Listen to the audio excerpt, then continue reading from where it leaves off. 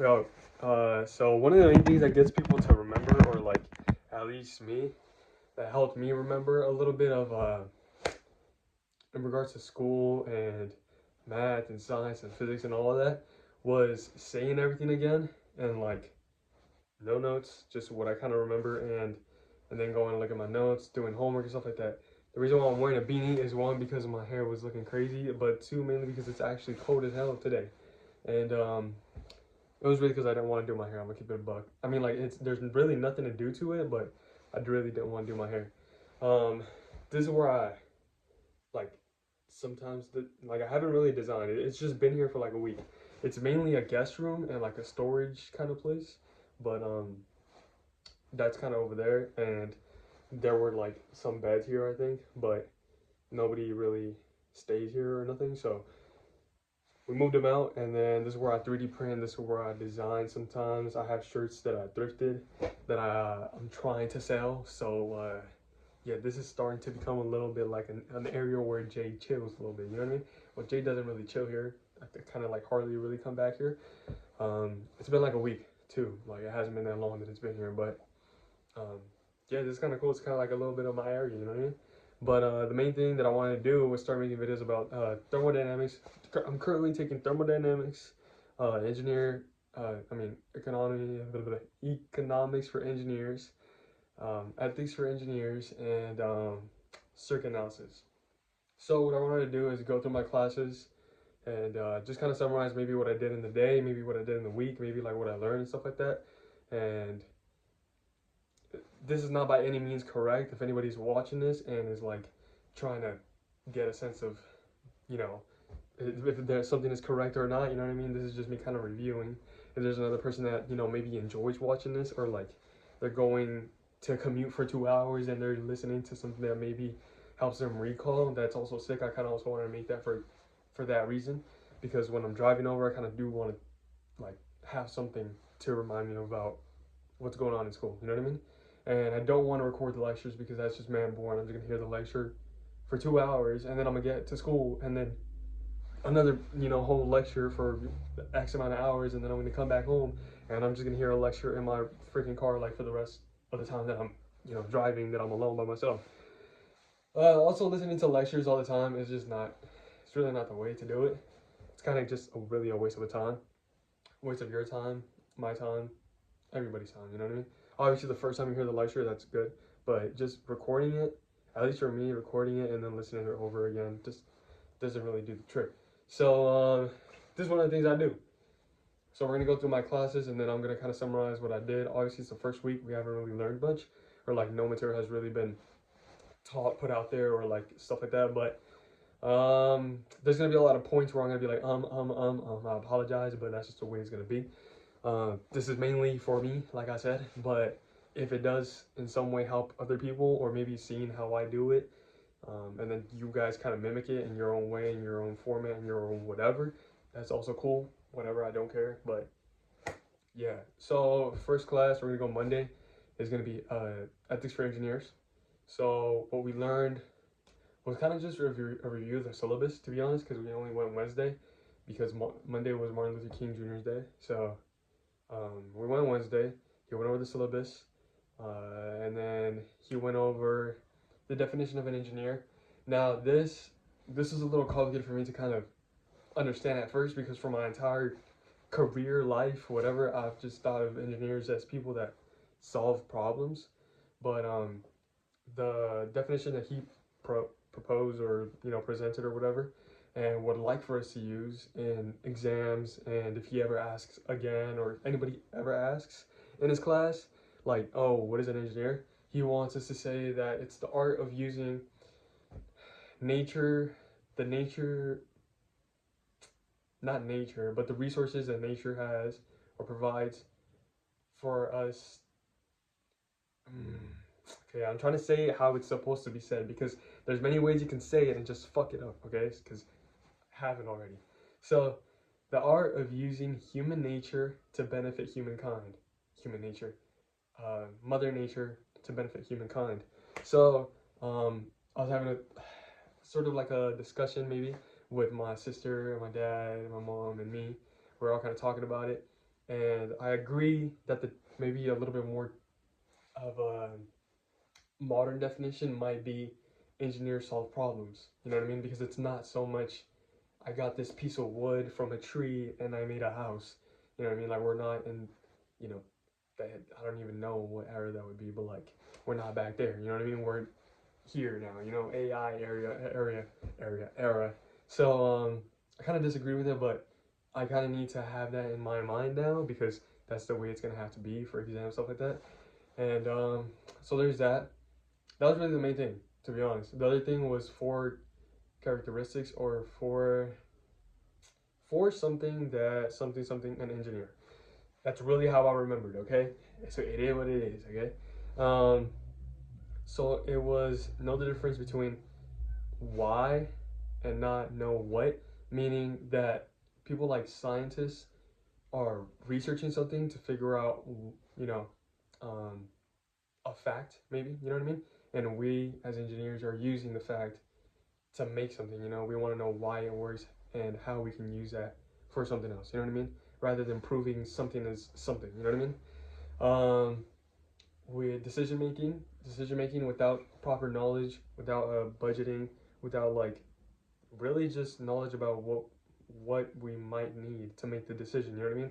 So decisions under pressure, randomness, meaning like you're building a project and let's say you left it outside or something. It's like a plane or something, and then a lightning strike hits it, and it just splits in half.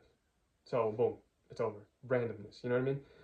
Human error, stuff like that. And there was another one that I really can't remember, but at least I got three. You got three, okay? Thermodynamics. There were several definitions, so I don't think I'm gonna really list them all, but some things that have been mentioned in my homework because we already have homework. No, by the way, I finished it. My just voice cracks are crazy. I finished it. Was controlled volume. Controlled volume is essentially like an area you pick to kind of test. You know what I mean? So let's say I wanted to use this room, right, as a controlled volume. So that means it depends what you want to specify. If you want to have an enclosed system, which means that there's no air mass flow in or out, which means that there's no air going in, there's no air going out, there's no particles, there's no water, there's no nothing going in or out of the area. You know what I mean? Or an open system where it's open. You know what I mean? So we can imagine maybe a box. Imagine a box that's like this big, you know, like that. And it's just vacuum sealed, meaning that there's no air going in or out or anything like that. And there's like a piece of bread inside. So that's the controlled volume is inside. You know what I mean? It's an enclosed system with control volume. You know what I mean? We haven't gone to specifics of closed systems or open systems, so I can't really provide examples that might be correct, and I don't want to fuck up my brain and think that something is a closed system and it turns out to not be a closed system, so we're not gonna get into that. But so boom, closed system. Let's make it simple. A box, vacuum sealed, no air in or out or nothing. You know what I mean? So you can observe the control volume and how the bread changes and stuff like that. You know what I mean? And then there's that same box, but imagine it doesn't have two walls. So now you have air flowing in or out. You can have like different particles. You can have radiation hitting it. You can have like different things. You know what I mean? Affecting the inside of the box. So it can still be a controlled volume because you're observing what's inside the box, but it is no longer a closed system. You know what I mean? That's basically it.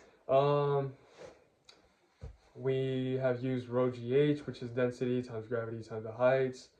We have used volume times the area times the height equals the area times the height from like one side to the other side. Pressure, we learned about gauge pressure. I didn't know what gauge pressure was, but basically it's the difference of the pressure minus atomic pressure. Atomic pressure. Wait.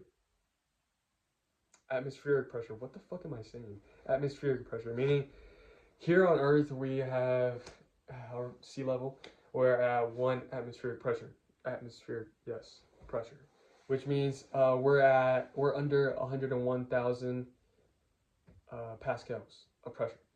So essentially, when you say gauge pressure, It's the pressure, the full pressure minus the this pressure, the atomic pressure, atmospheric pressure.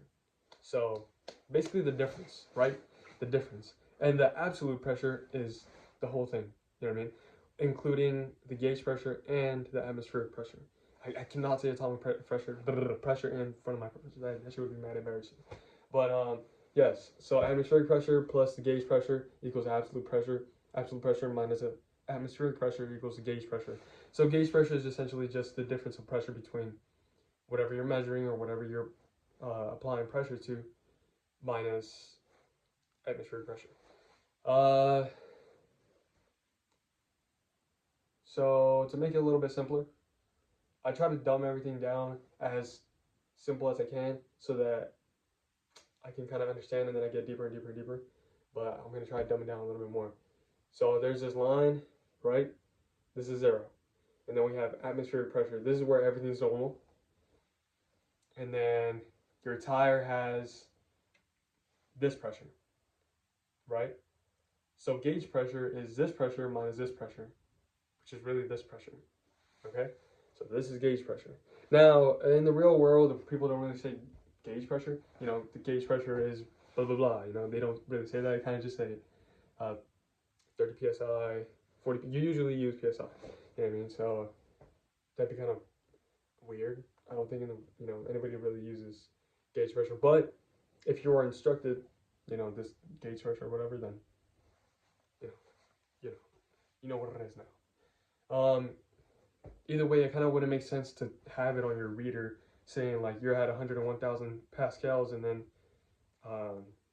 you have to do the math to add the gauge pressure. Does that make sense? Like if you had to add 30,000 pascals, like you don't want to do 131,000 pascals, or like maybe you had to add 26,350 pascals. You don't want to do the math of adding 26,350 pascals plus 101,000 blah blah blah blah pascals. You know what I mean? So maybe that's also why they didn't make it like that, which is great. We learned about Kelvin, Rankine. These are all temperature units. Celsius, Fahrenheit, 273.15 plus Celsius is a Kelvin. There's one that's like 400 and something. Don't know it either. Kelvin 0 is absolute 0, where there's no temperature. Like there's nothing. It's like no. We have never hit that. It has never been hit. It's been close to being hit, but it hasn't been hit. And then what else? Mass airflow. Mass airflow just means like any mass. You know what I mean? It can be a human. So let's say there's a house. So there's a controlled volume, your house. And mass airflow in or out of the house can be someone walking into the house, because now the house has more mass, technically, and in the perspective of the house being a controlled volume, you know what I mean? It doesn't. You can say it physically weighs more because obviously, like a person standing on the foundation, so now it does weigh more. But that's what mass air in and out flow is, because flow. So flow, you know what I mean? Flow. You can say that water, maybe when you turn your sink on, maybe if you go to your refrigerator and get some water, now there's mass airflow in, mass flow in. Now there's I don't know, you bring in some groceries, you have your dog outside, and then it walks inside the house, or whatever. All of that is mass in, particles in. You know what I mean? Something as simple as air can be considered mass flow in and out. So yeah, really kind of almost anything, if not anything, because everything has some sort of mass, even if it's damn near nothing. The other thing is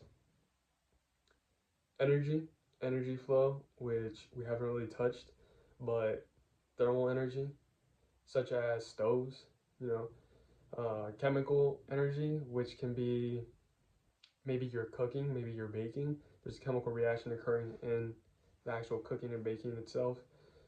Something like he said an example as, I think, brownies or cookies or something like that.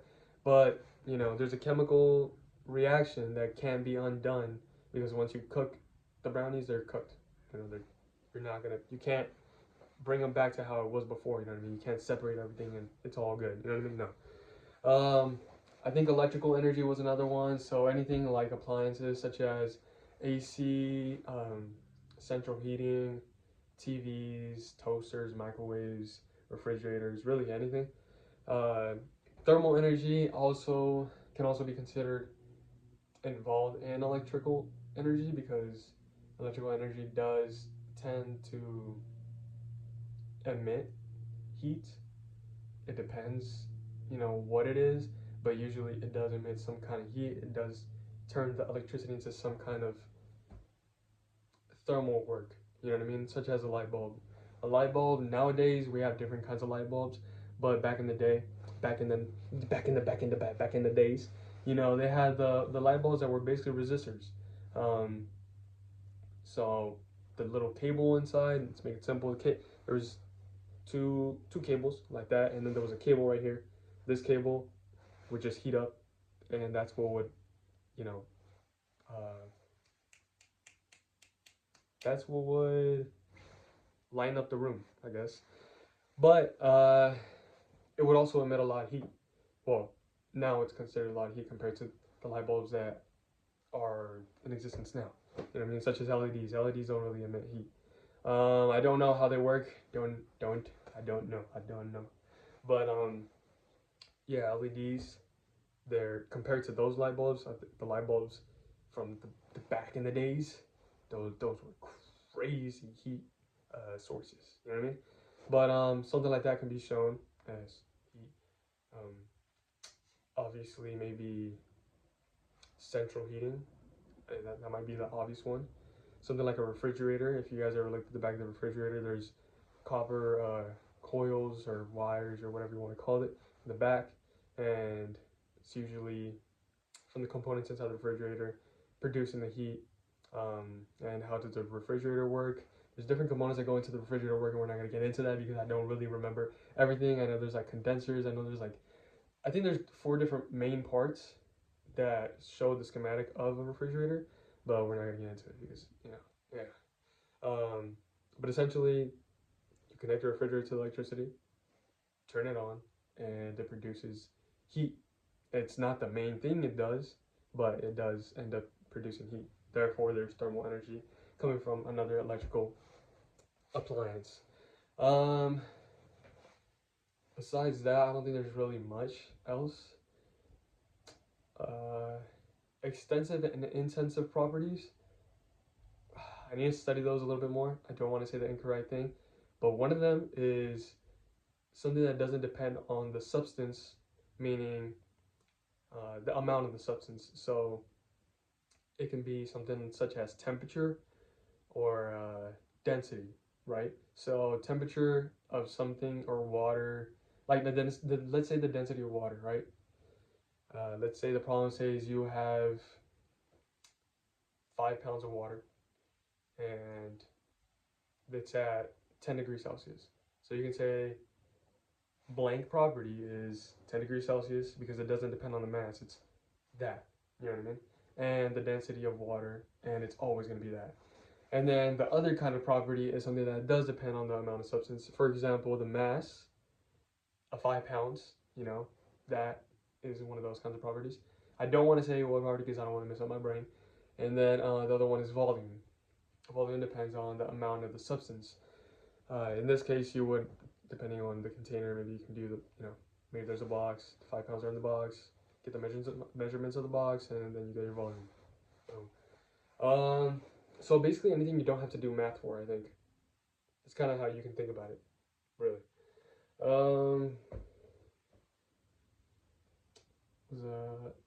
Yeah, I think that might be it for thermodynamics so far. And then, what is the other thing? So I did ethics, thermodynamics, economics. We just had syllabus day, and then the professor didn't feel good the next week, so we ended up, the next day, so then we didn't end up going to class, and then, that's when I want to go Thursday. And then, because I was already over there, so I was like, I might as well do that. And then my last circuits class. So for circuits, he introduced several vocabulary words that I might have been there a little bit kind of late for, but basically coulombs, what do you call it? Voltage, current, stuff like that. Charges, positive, negatives, stuff like that was kind of like what he had for the vocabulary. And then he also explained how you need to pick your kind of current flow. So, for example, there is the kind of current flow where you have the positive and then the negative. Okay, that looks bad. You have the positive and the negative, right? So, if you choose from positive to negative, is your current flow, like whenever you see a schematic, I don't know if I'm using that correct. So maybe whenever you see a, yeah, let's say schematic. No, okay, whenever you see a schematic of a circuit and you see it's from positive to negative, if you want to choose your orientation of current from going from positive to negative to be that arrow, like that's where your current flow is, then choose that. But if you want to go from negative to positive and you want that to be your current flow, you choose that, but choose one and stick to that one. The one I'm gonna do is I like to think that negative to positive. So I like to think in my brain, electrons are going from that negative side over to the positive side. So it means that negative charge is going over there, meaning the flow is going this way. So that's what I'm imagining in my brain. You know, I see a whole bunch of E's with the negative sign going from the negative side to the positive side. So if this is getting more negatively charged, so then let's say this is the current flow. This is the, you can't say positively charged, but let's say this is the current flow. You know what I mean? So that's what I think for the current flow. He also explained supply.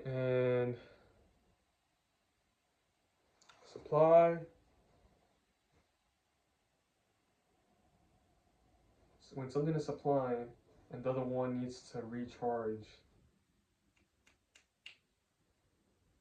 supply and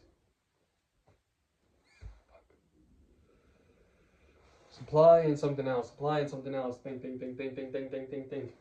Supply and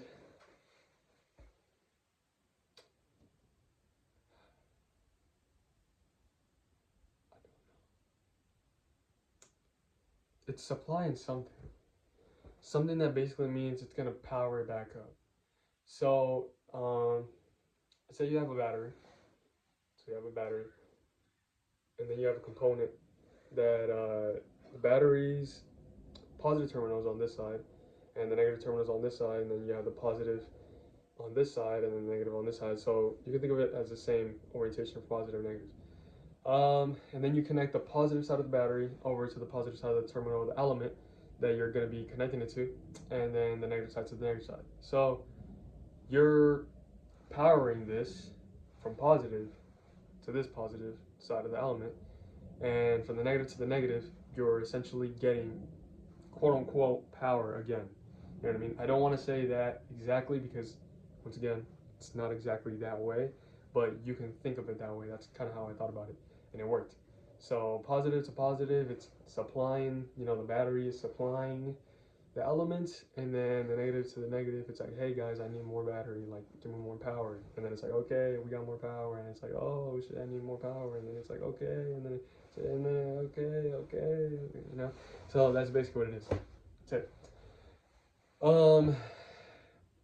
And then in a schematic of a circuit, when you have current going from a positive to a negative, and it says that the voltage correlated to that current, or that amps correlated to the current, is positive, and you're asked for the higher pressure level, I believe it's called.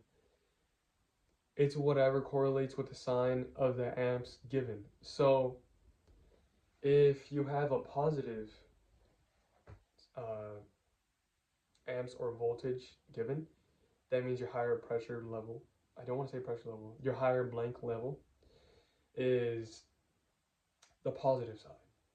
But if for some reason the number given is negative, then your higher blank level is negative.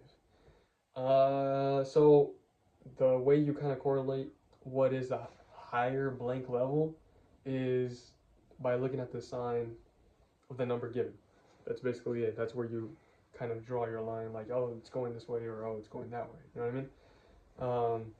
Or I mean, this is where the higher is, this is where the higher is, whatever.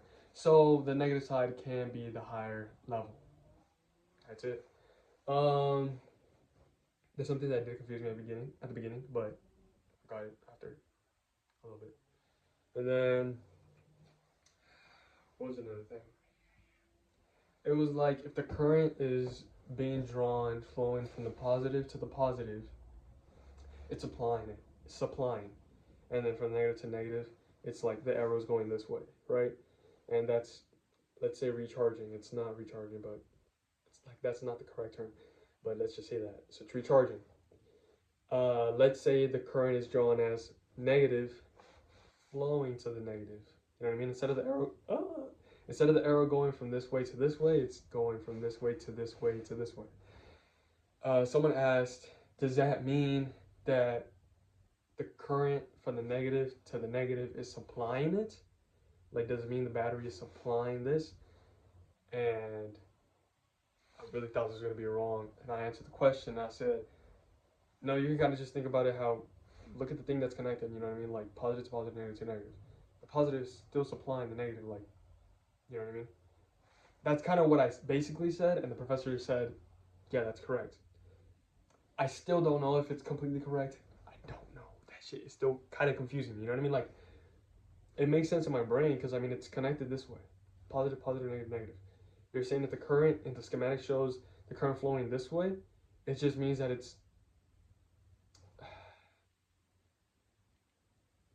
just means that the current is going this way, you know what I mean?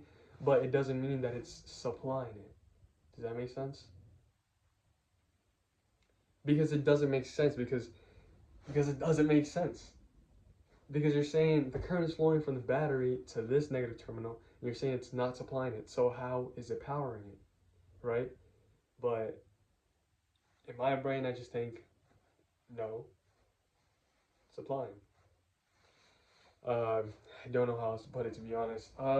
Voltage equals current times resistance. So forget about the last part, maybe. Maybe that was a little bit incorrect, but I just like to discuss about, like, maybe some of the things that I had in my brain. Because I'm still fucking confused about that. Voltage equals current times resistance. That's kind of all I've used right now. I read the next section, literally like a couple of minutes ago is when I finished. And that's kind of all I used, because you determine the voltage or the power used.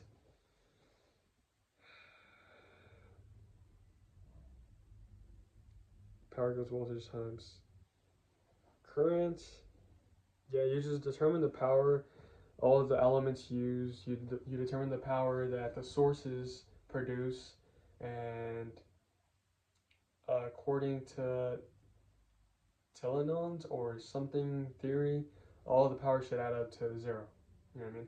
So from what I got from what I was reading, I think the one that produces the most power is the one that's supposed to be negative in the equation, and the rest of the elements are supposed to be positive. So let's say you have a light bulb, you have an air conditioner, you have a 3D printer, and you have a laptop, and it's all connected to one circuit, and there's a power source.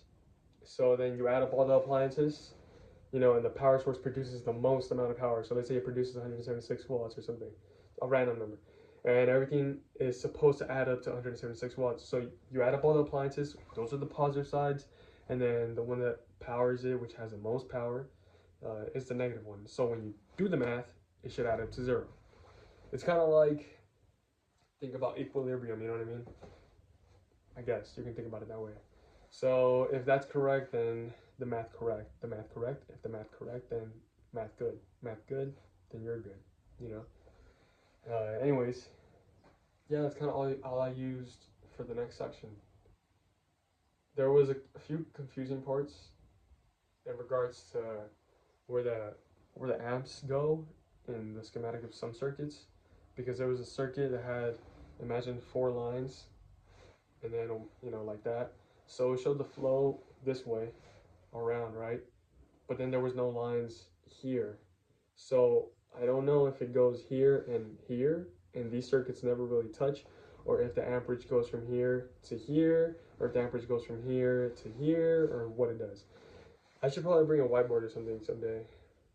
I don't know. This shit is kind of long, huh? But yeah, there's that. And then, what are some other things? I think that might be it for circuits. That might be it for circuits.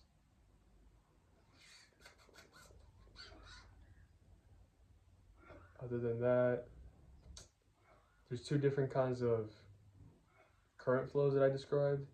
They each have their own name, but I think the way that I'm thinking about it, where the electrons are going to the positive side and the current flow is from the positive to the negative, is the orientation we're going to be using. So that's great. That's phenomenal. Something I didn't expect. But there's that. And then I already went over, but yeah, econ didn't do anything. And then I think that's about it. Now I finished thermo homework. I read the next session for circuits. I think I might read econ just because we haven't done we didn't do the first class. So I don't know if he's gonna try to put everything together in this next class, or like try to hurry up and like, so I don't want to be confused. Ethics, I read half of the next section. I'm probably gonna finish reading the section today. And he also told us to watch some videos, and that class is tomorrow. But yeah, so I'll probably do that, take notes on lecture, and there's an assignment that he has that you basically just have to describe what ethics is that he hasn't opened. I was gonna do it this week, but he hasn't opened it. And then he's probably gonna open it sometime next week. And then what is the class? Thermo. I'll probably go over some of the beginning, maybe half of the section, half the next section. I don't know how long it is. The first section was 30 pages, so the next one might be around 30 pages too, maybe a little bit longer, but it depends. But I just kind of want to do a little bit of everything, just so that when I walk into the class, I'm not completely lost and I have some kind of knowledge about what is going on. And then yeah, that's pretty much it. It's a long ass video, but maybe helped, maybe some people just gain some knowledge, maybe, you know, maybe this helped me, maybe whatever. But yeah, I appreciate y'all. Have a good day, have a good afternoon, whatever you do. I appreciate y'all coming through, and I'll see y'all when I see y'all. What the hell?